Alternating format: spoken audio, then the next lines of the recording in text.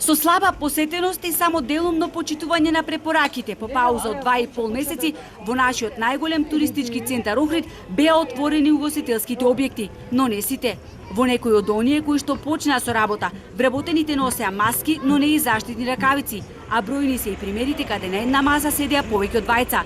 Но оние кои го густираа пладневното кафе не ги плаши короната, желни се за дружба и заеднички муабет.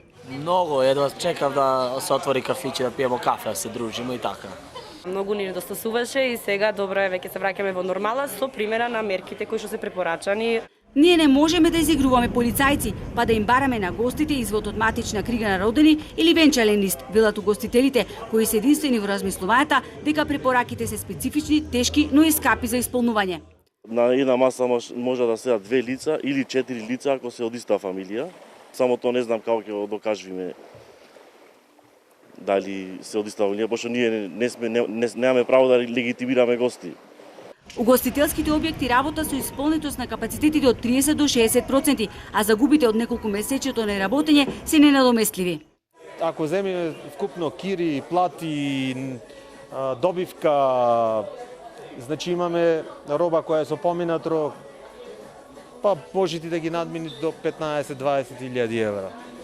Рачунајте дека кирија е платено за 2,5 месеци, рачунајте дека нема профит.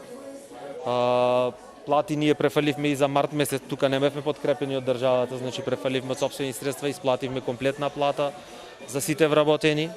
Значи едномесечно префалење на плата е само 3 до 4 илјади евра. Иако беше најавено дека хотелите ќе почнат со работа во исто време со останатите угостителски објекти, се уште не сме ги добили протоколите за работа, велат туристичките работници, кои поради откажување на аранжманите ќе морат да се потпрат на домашните гости.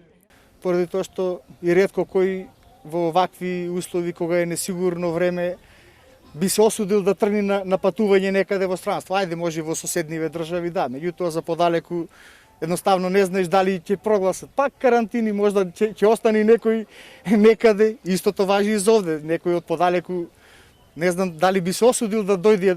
Угостителите во знак на солидарност апелираат до надлежните да се изнајде модел со цел да работат и локалите кои немаат тераси, иако денеска беа отворени некои од угостителските објекти каде се послужуваше во затворен простор, иако не смеат.